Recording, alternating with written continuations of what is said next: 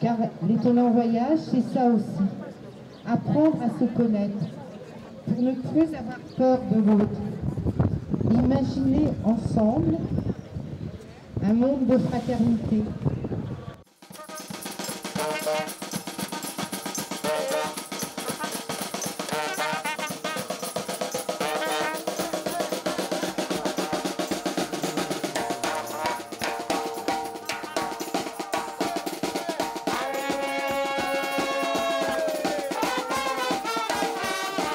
Pourquoi la marche? C'est un moment de partage qu'on a depuis 3 ans, depuis la première édition. C'est la saison 2 là, et on a tous le nez dans le guidon. On rencontre tellement de situations humainement difficiles. Et puis voilà, on fait le soutien aux personnes exilées. C'est parfois aussi un peu difficile parce qu'on n'a pas toujours des réponses satisfaisantes à donner. Et ce moment justement de partage avec les précaires et les soutiens, on en a tous besoin. Je pense que c'est 9 jours même d'une aventure fantastique. À chaque fois on bosse comme des fous là-dessus et puis on se dit oh là là là, puis quand on vit ce moment-là, c'est trop bien quoi. On rencontre des tas de gens différents, on retrouve ses amis. Moi je trouve que c'est un moment de partage, de bienveillance, ça booste. Voilà. Et comment vous avez eu l'idée de la C'est marche? parti du livret de poésie des poètes. Joël a beaucoup aidé les poètes.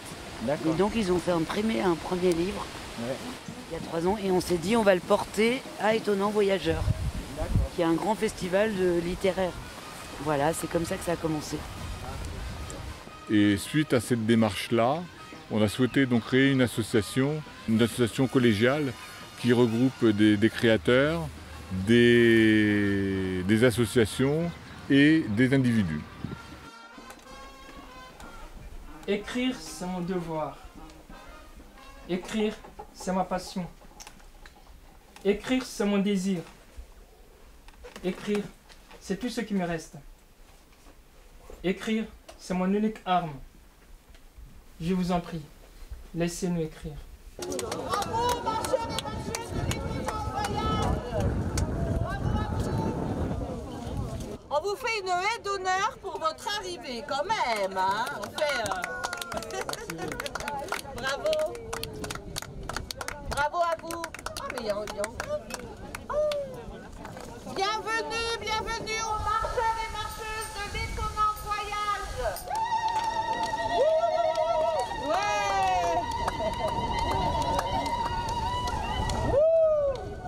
Ça va? Oui, ça va. Bravo à vous. Bravo.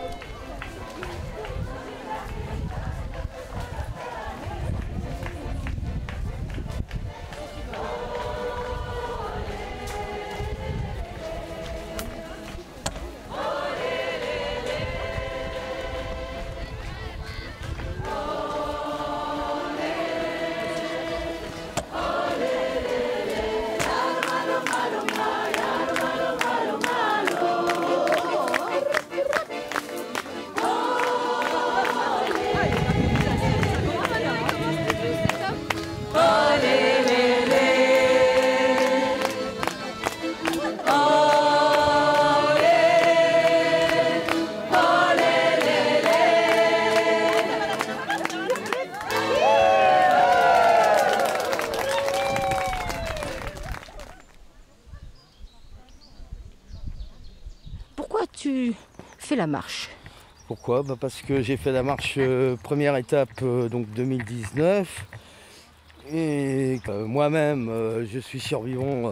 Les expériences sont pas identiques, mais je me suis retrouvé aussi jeune, confronté un peu à l'isolement et à être obligé de partir souvent. Moi j'estime que tout le monde a à s'apprendre, tout le monde, quelle que soit l'origine, quelle que soit la culture. Et donc je trouve que cette marche, ce qui est bien, c'est justement, on n'a pas différencié aussi, parce que si ça avait été qu'une marche migrant, je ne l'aurais pas fait, tu crois pas? Moi, ce qui m'a intéressé dans la marche, c'est le fait qu'il y ait aussi migrants et qu'on y ait inclus les précaires et aussi ceux qui ne le sont pas. Hein. Ouais. Et je crois que ça aussi, oui, non, c'est le brassage. Et je me sens concerné quand je rencontre des gens voilà, qui se mettent ensemble et qui ont envie de se rencontrer et d'apprendre.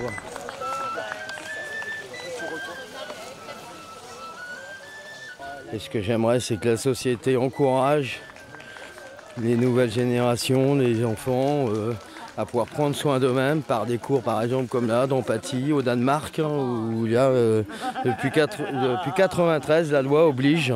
C'est inscrit dans la loi, hein, c'est pas comme ici en France.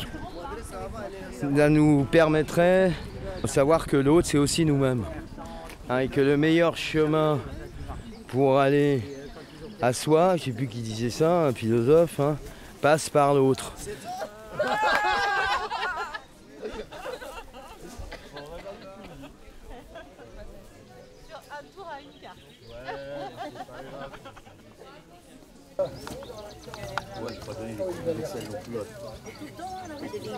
Ouais, voilà quoi.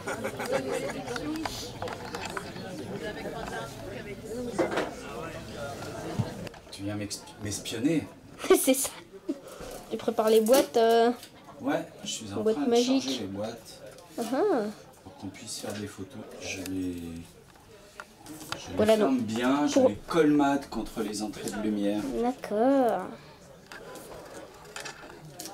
C'est des boîtes pour prendre des photos avec les couleurs à l'envers. Le haut en bas, le bas en haut, voilà, c'est ça? Voilà, ouais, tout à fait, ouais. Et du coup, c'est du papier filigrané, c'est ça? Ah non, c'est pas du papier filigrané, non, c'est du papier argentique. Ah, argentique, voilà. Avec du nitrate d'argent, donc de la gélatine, tout ça. Et on va fermer là. Voilà. Et puis il va m'en rester une à charger. Je crois que pour cet après-midi, ça va suffire. D'accord.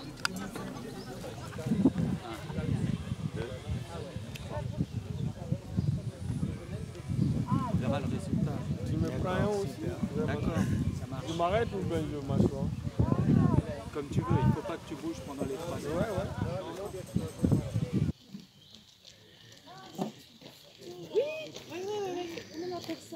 Ah bah faut lui Sténopé. Ah, Sténopé. Ok. Oui, Adeline nous a montré le bien.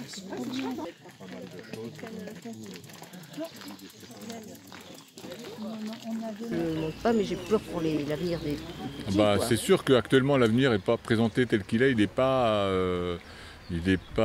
génial, entre guillemets. Mais moi ce que j'ai envie, c'est que par des projets divers et variés, où on essaye d'avancer collectivement, on puisse montrer à tous, aux autorités, aux politiques, qu'il y a autre chose que le mérite, la méritocratie. Pour moi, la méritocratie ne permet pas d'avancer sereinement dans la société. La méritocratie, c'est-à-dire que tu es récompensé sur le mérite. Ah oui, mais c'est beaucoup ça dans les entreprises, c'est beaucoup ça dans la société. Tout à fait, dans les écoles, on commence par là, parce que quand on voit tous les concours, tous les mises en situation de montrer de doigts les gens qui sont faibles et tout ça, déjà ça commence ici. En fait, voilà, il faut mettre des collectifs en place et non pas imposer une façon de faire, mais donner envie de faire quelque chose. Bah, bien sûr. Donc c'est effectivement en pratiquant à plusieurs et en montrant aux autres que c'est possible d'arriver à une solution apaisée. Ouais. Et de ne pas être dans cette compétition et dans l'idée que celui-là il est mauvais, celui-là il est trop nul. Parce que les étiquettes valsent vite quand même dans les classes. Ouais. Et peut-être aussi que si tous les gamins et les gamines pouvaient à l'école et pratiquer de la théorie, mais aussi de la pratique, c'est-à-dire des métiers manuels, peut-être qu'il y aurait un peu moins d'antagonisme aussi dans la société en devenir. Et tout système éducatif a ses objectifs, j'ai envie de dire. Alors moi j'en parle parce que c'est quelque chose qui m'a un peu intéressé cette année. Les sujets proposés au baccalauréat pour les élèves d'économique et sociale.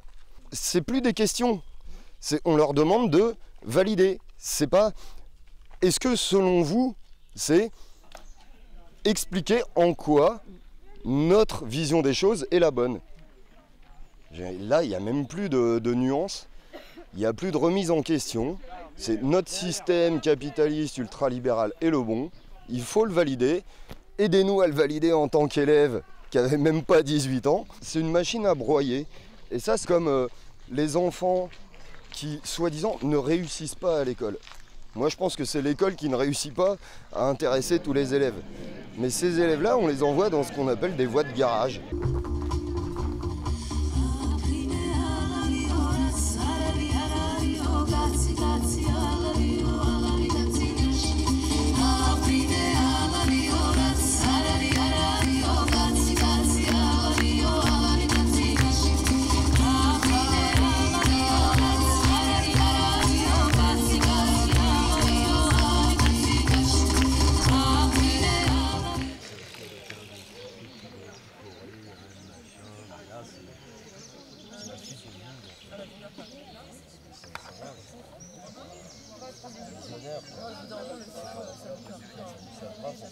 Aussi, on en parle souvent avec mes enfants parce que on a commencé aussi à accueillir à la maison à une époque où j'étais encore ado et qui vivaient encore à la maison. Mais c'est ce qu'ils me disent tout le temps, c'est qu'on voyage à domicile, quoi. Le monde est venu chez nous, quoi. C'est pas nous qui sommes partis. Salut. Comment vas-tu? Ça va bien. Et toi? Il faut les appeler. Impeccable. Bonjour. La belle vie. La belle vie, la belle vie. Bon, tu veux que je te raconte une belle histoire? Ah ouais. Comment j'ai connu Ça a coïncidé avec une période où on se demandait ce qu'on allait faire d'une des chambres qu'on avait. Ouais. Et moi à ce moment-là, j'ai une copine qui n'est pas du tout militante, mais qui est sensible à la cause quand même, et qui a une maison à Vignoc. Elle ne trouvait pas à la louer. Elle me dit si tu veux, je te la prête pendant un an pour héberger des personnes. Je te la prête comme ça. Ouais, je te la prête un an et voilà. Ok. Donc là, moi j'avais mis du coup que des célibataires, c'est bien que c'est eux qui sont exclus. C'est le plus difficile à caser. Donc à la maison de ma copine, j'avais mis.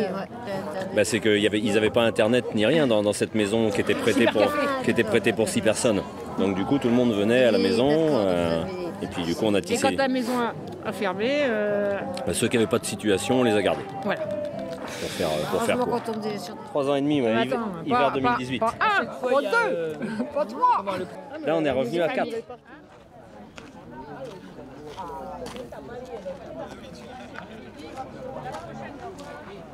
J'ai rencontré un gars qui ne fait pas partie de la marche, mais ça m'a intrigué. Il me dit mais pourquoi vous faites pour les précaires? Il faudrait faire pour les chefs d'entreprise la même marche avec les. Non mais parce que lui il est coach de ça. Oui. Et oui mais en même temps c'est pour avoir du temps pour pouvoir se consacrer à ce truc. La mixité, la vraie mixité, ce serait ça. Non mais c'est ce qu'il dit, c'est que ces personnes-là, ils auraient une prise de conscience, si tu veux, et ça changerait la manière de fonctionner même des entreprises. Ouais. Et j'y avais jamais pensé à ça et je me disais mais. Ouais, alors les chefs d'entreprise, pourquoi pas, mais je pense plutôt aussi aux élus. Alors là, on est accueillis à chaque étape par des élus. Mais ouais, ce serait bien que les dirigeants soient un peu plus impliqués dans ce genre de démarche.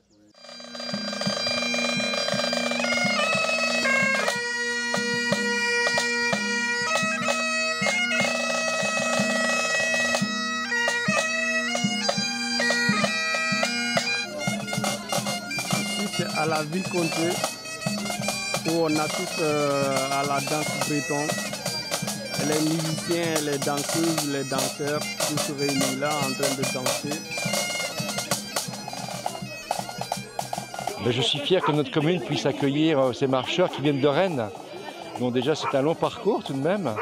Et puis surtout ce sont des personnes qui ont besoin d'être accueillies, puisque certaines d'entre elles sont à la recherche d'une patrie, d'une nouvelle patrie. Donc les communes sont, je crois, le premier lieu d'accueil. Et donc nous sommes honorés de recevoir ces personnes qui, pour certains, ont subi des situations dramatiques. Je pense que les associations sont là aussi pour bousculer ces pouvoirs en place, élus effectivement, mais en place quand même, et de les titiller un petit peu dans contradictions, dans ce qu'ils ne font pas. On est capable d'unir des forces et de construire des choses. Et il y a une autre chose qui est importante, c'est la charte qui a été rédigée. Là, on arrive à la faire signer par des élus locaux. Alors oui, la charte départementale des villes accueillantes, je la porterai en conseil municipal pour sa signature. Personnellement, je pourrais la signer également, tout de suite. Accueil, solidarité, générosité et humilité sont des valeurs que nous cultivons et que nous portons au quotidien. Entendez notre pas décidé.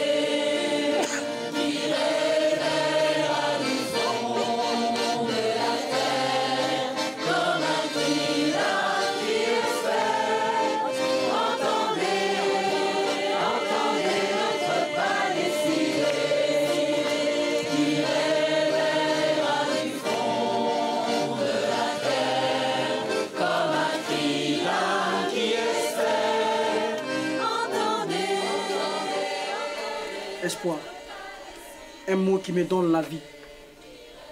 Tu m'as permis de résister au désert du Sahara. Espoir, un mot qui anime mon courage. Tu m'as conduit vers les frontières de l'Algérie. Espoir, tu étais avec moi quand je fus esclave en Libye. Espoir, un mot qui coule sur mes lèvres. Espoir, un mot qui me façonne. Tu m'as escorté pour traverser la mer Méditerranée.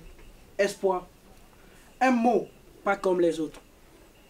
Tu es mon seul ami. Sans toi, je suis sans vie. C'est notre destination à moi et mon compagnon Salif. Tous les autres veulent partir vers le Maroc et ensuite en Espagne. Vers le soir, on trouve un passeur qui est décidé à nous transporter à raison de 10 000 CFA par personne, à condition que nous soyons plus nombreux. Finalement, nous trouvons 6 autres jeunes comme nous, ça fait 8 candidats. Le Touareg vient nous chercher avec son véhicule vers 18 h à la nuit tombante. Voilà, je vous remercie pour votre écoute et à demain. C'est bien ça, lui.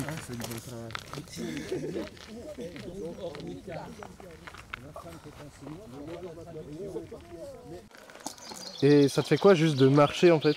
Genre juste là d'être là et marcher? Si, ça me permet de ma tête de connaître de nouvelles personnes, de discuter avec des gens qui aident aussi des associations, il y a plein d'associations dans cette démarche, dans cette marche. Et du coup, ça fait plaisir, ça réchauffe le cœur et même la façon qu'ils nous nourrissent, c'est gratuit pour certains qui n'ont pas d'argent. Et je marche en même temps, ça me fait visiter et tout. Et comme ça fait plaisir, franchement c'est naturel et tout ça. Et vraiment, ça change de voir et tout, la police et tout.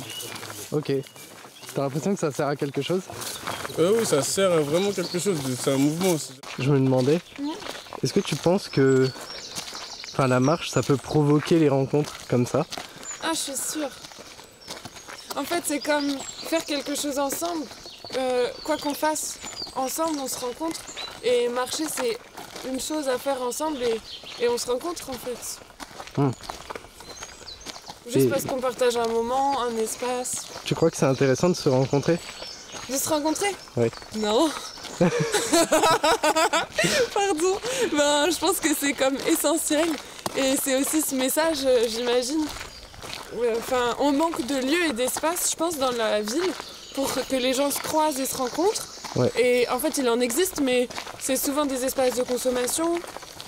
Alors, il y a les assos aussi, évidemment, mais là, j'ai l'impression que ça permet aux personnes de se croiser comme des personnes qui ne viennent pas des mêmes quartiers, qui n'ont pas du tout les mêmes trajectoires de vie. Et en ça, je pense que c'est hyper important de se rencontrer. Et aussi parce qu'il y a comme la peur qui est hyper présente dans notre société. Et ça permet de mettre un gros coup de pied dans cette peur-là, en fait, de l'autre et de la différence. Ouais, je vois.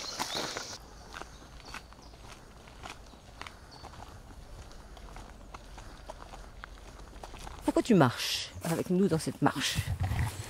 Moi, je marche pour diminuer mon poids. Oh. Ah oui, mais donc en marchant, je vais profiter doublement, donc me détendre et me décharger de toutes ces mauvaises informations qui circulent, la peur de la guerre Russie-Ukraine et aussi le gouvernement qui crée toujours des inégalités, tout ça. Mais comment tu penses qu'on pourrait réussir à... Comment on pourrait essayer de changer tout ça? Une idée, c'est changer le système. Oui, mais... C'est la révolution. Ah. Et donc il faut tout recommencer parce que l'orientation, la direction qu'on suit n'est pas bonne. Le pouvoir soit donné au peuple et pas être dicté par un groupe de gens.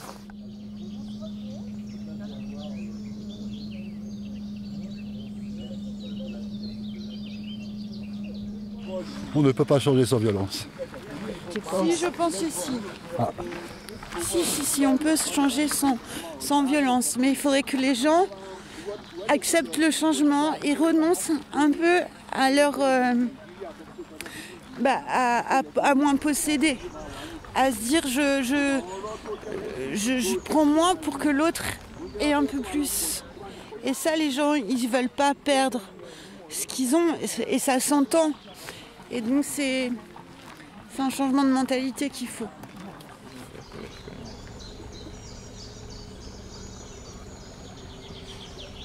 Alors moi c'est Timmy, j'habite à Nantes depuis quelques années et en fait il y a 3 ans je me suis retrouvée due à une séparation à la rue. Donc j'ai fait des foyers. J'ai eu un problème d'addiction, donc je suis partie en cure. Et quand on m'a parlé de faire la marche, donc la marche des précaires, des sans-papiers, des gens un peu exclus, ben moi je suis là-dedans. Et ça me permettait de pouvoir me couper de mon quotidien, de ne pas gérer de la nourriture pendant une semaine.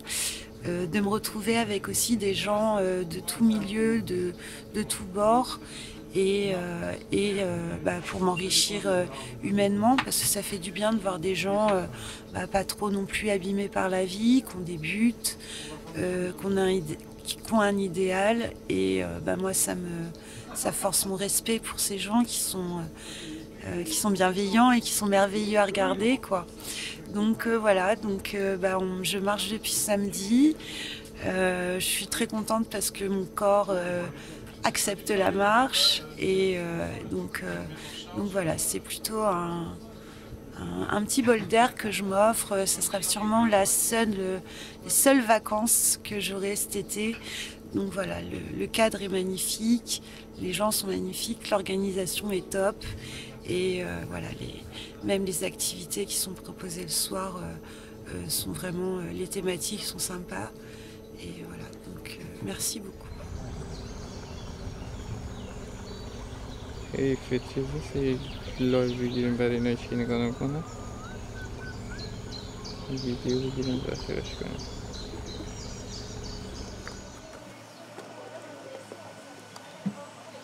Voilà, c'est la pêche du jour. Hein.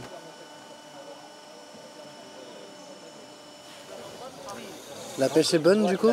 Il y a du bon, il y a du menu fretin aussi. T'as eu des bonnes surprises? Ouais, il y a de très très belles images.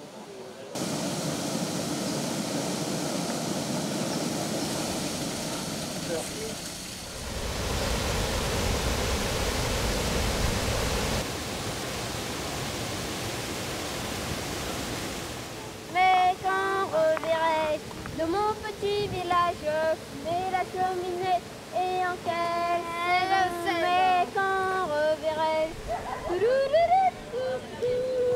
J'ai traversé les mers à la force de mes bras, seul contre les dieux, perdu dans les marais, retranché dans une cale et mes vieux tampons percés pour ne plus jamais entendre les sirènes et leur voix. Nos vies sont une guerre où il ne tient qu'à nous de nous méfier de nos sorts et de trouver le bon choix, de nous soucier de nos pas et de toute cette eau qui dort, qui pollue nos chemins.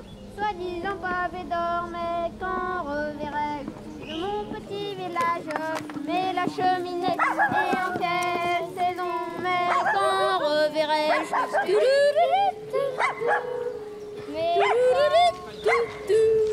mais quand reverrai-je de mon petit village, mais la cheminée et en quelle saison, mais quand reverrai-je mais quand reverrai-je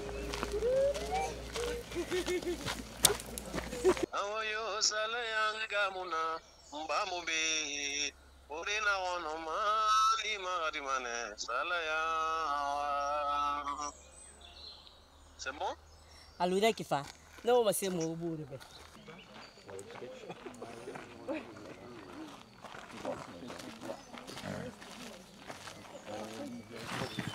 Voilà. Ça ne te dérange pas? Non, tu ne me déranges pas, non? On parle crédit carbone, intéressant, tiens. Ben justement, c'est pour ça que j'arrive. Écoute. Alors personnellement, voilà. Je pense que si on veut sortir de ce débat de la pollution carbonée, il faut que chaque citoyen ait pour l'année un crédit carbone. Et la deuxième notion importante, c'est que ce crédit carbone soit inégalement crédité en fonction d'un certain nombre de contraintes qui sont les contraintes d'emploi, les contraintes de logement, les contraintes de déplacement professionnel. Et que moi qui ai la chance d'habiter en ville et de pouvoir aller au travail tous les jours en vélo, il est normal que j'ai un crédit carbone plus faible que la personne qui habite en périphérie de Rennes, a fortiori si le lieu d'habitation est mal desservi par les transports en commun ou si les contraintes de travail de nuit par exemple ou autre m'obligent à avoir une voiture individuelle. Et donc ceci dit, donc chacun a son crédit carbone. Dès qu'on met la clé de contact dans sa voiture, la puce qui est accrochée à sa clé de contact enregistre la quantité de carbone, et on suit durant l'année sa consommation de carbone. Et si à la fin il nous reste un crédit qui nous permet de nous faire plaisir et de nous payer un voyage en avion, on peut prendre l'avion sans aucune mauvaise conscience puisqu'on est dans le cadre de son crédit carbone. Voilà. Et si par contre dans l'année on a fait pas mal de déplacements en voiture parce qu'on est allé voir des gens à travers la France en voiture, etc. On se dit cette année non, on ne prendra pas l'avion pour faire un grand voyage, on fera un crédit carbone social. Quoi. Et pour les industriels, tu feras un crédit peut-être aussi, on peut trouver. Bien sûr, les entreprises ont leur crédit carbone et doivent le respecter. Et si elles font des économies quelque part, elles peuvent investir dans autre chose ailleurs. Il n'y a pas de problème, bien sûr. Ah oui, oui. Oui, bien sûr. On est déjà arrivé. C'est le repas de midi ici? Dis donc, ça va. Merci.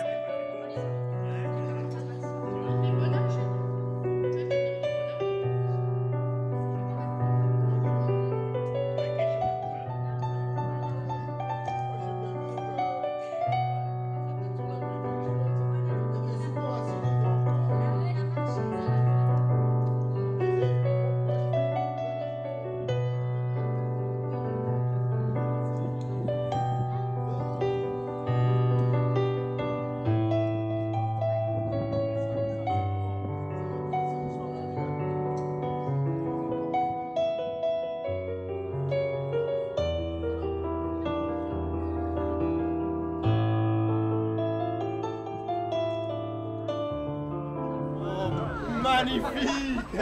Magnifique! T'es magnifique! Ça pour... T'as un canal YouTube? Hein? Oh l'étudiant! Moi c'est juste pour me faire le montage. Ah, enfin... Qu'est-ce qui se passe? Je suis là-dedans. Ça fait longtemps.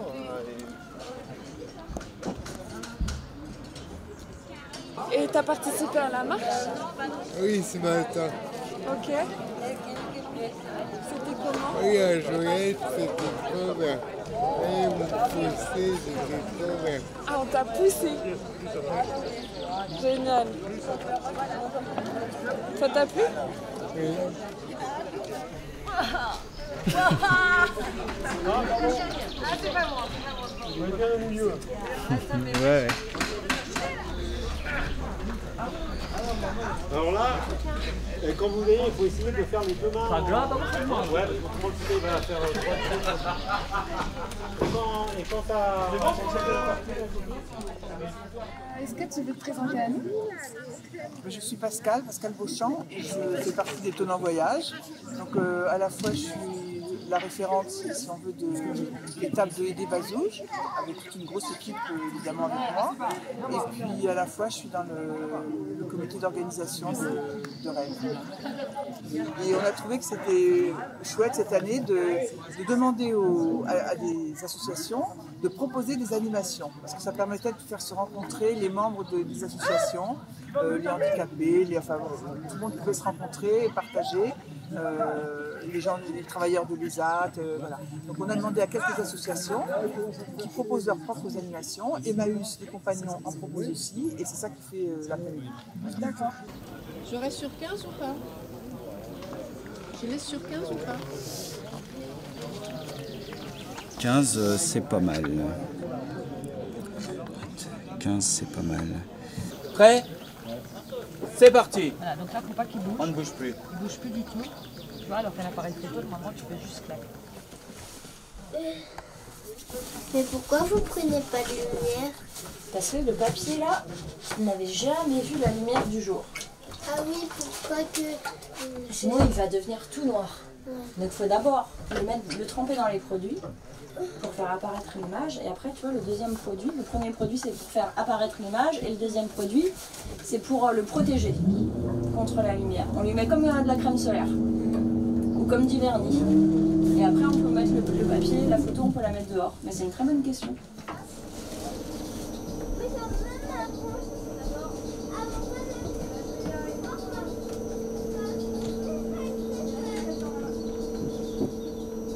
On va les mettre à sécher comme des chaussettes. Là, tu vois, avec la lumière, on les voit bien maintenant.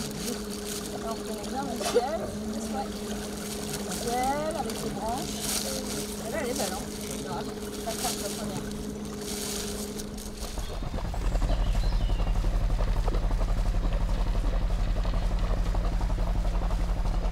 La camarade qui est ici dit c'est pas dans la violence, mais bien sûr que si.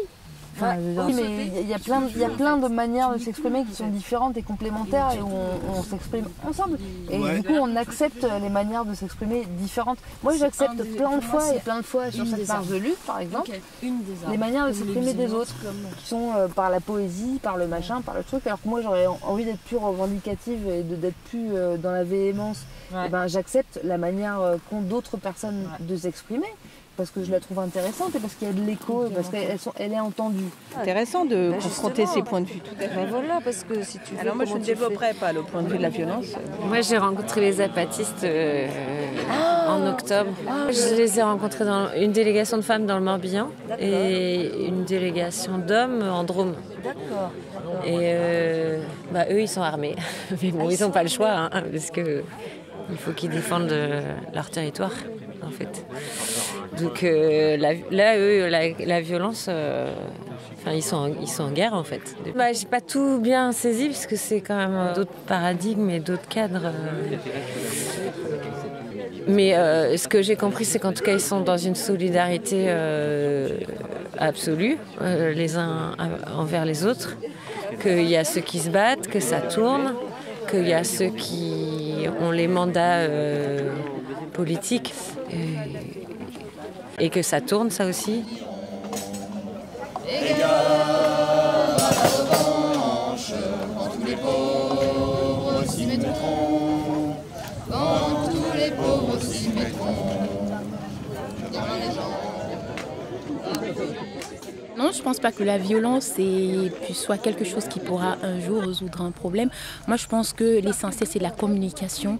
Dans la communication, on peut construire. Dans la tension, on peut construire. Dans le calme, on est capable de bâtir quelque chose de meilleur.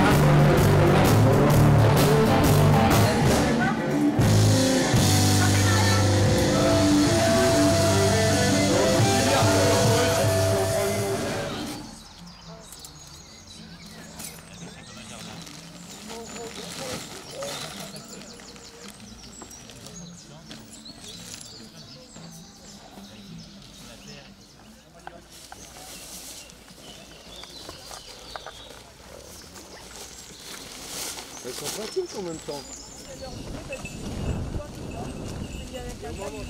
L'idéal, ça serait qu'on apprenne non pas à être individuel, Oui. à individualiste, mais bien à ce que tous les travaux qu'on fait, quels qu'ils soient les travaux, c'est qu'on ait une démarche collective, qui n'est pas forcément un chef avec des sous-chefs, avec des grouillots, comme on dit entre guillemets, et puis ensuite qu'on trouve des précaires en dessous. Moi, l'idéal, c'est bien qu'il y ait une réflexion, pas une réflexion, mais même un comportement collectif et qu'on s'écoute les uns les autres. Bon voyage. Merci. Waouh, c'est joli.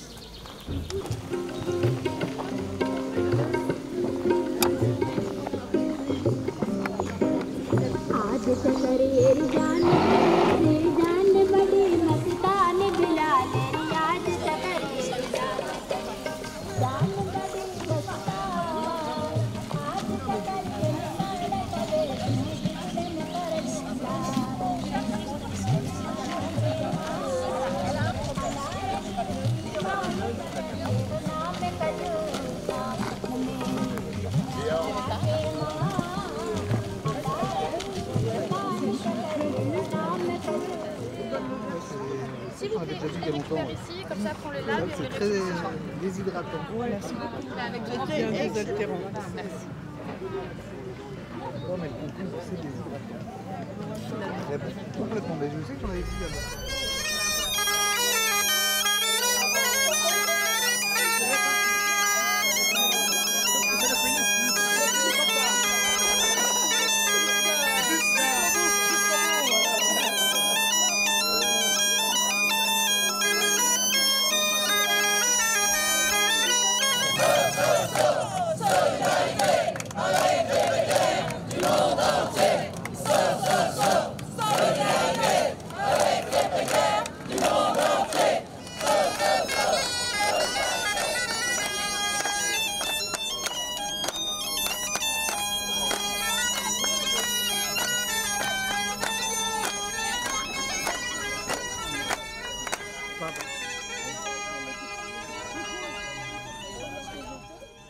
Comment est-ce que toi tu penses? Quelle solution tu trouves? Je sais pas, moi je suis assez pessimiste sur le plan politique parce que j'ai l'impression que ça nous échappe, que c'est mondial, international et qu'on peut pas grand-chose malheureusement. Enfin, peut-être si quand même, on vote, tout ça, mais je crois beaucoup plus maintenant à des millions de petites gouttes localement et des réseaux qui se font.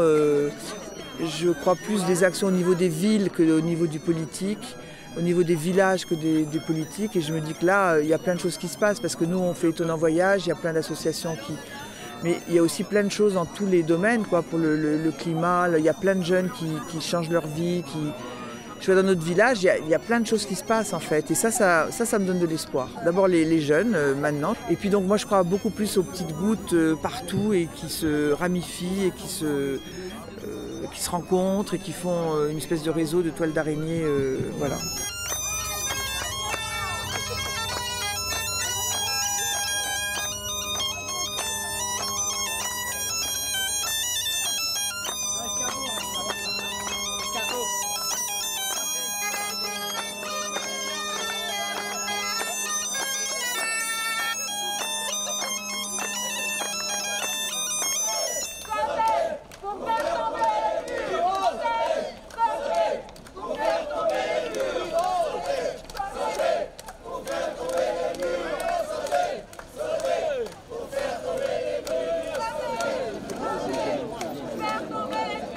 Je crois qu'il est fondamental de toujours revendiquer la non-violence par principe. Mais on a des valeurs et c'est pas on veut mourir pour elles, c'est en fait ces valeurs-là, elles guident notre vie et donc sans elles, on ne peut pas vivre. Donc on va se battre pour ça et on verra bien ce qui va se passer. Mais en face, on a des bourreaux qui ne céderont sur rien. Et c'est mon opinion personnelle, c'est pas forcément l'opinion de toutes les personnes de l'Étonnant Voyage. Hein. Justement, ce qui est bien dans l'Étonnant Voyage, c'est qu'on a les mêmes valeurs, mais on diverge des fois sur les chemins, mais en tout cas, on se dit tous ensemble, là, ce qu'il y a maintenant, ça peut pas durer. Donc c'est une base forte. Mais moi, personnellement, je suis vraiment convaincue qu'ils ne céderont pas. Ils l'ont montré au fil des âges, à toutes les époques. Toutes les tentatives de main tendue ont été récupérées pour être coupées. Il faut montrer qu'il y a de la joie dans la revendication. La vie, elle est là, quoi. La vie, elle est dans le rire partagé, comme a dit un des poètes. Et donc, la résistance, c'est ça aussi, c'est garder la joie de vivre. Absolument. Voilà. Ouais.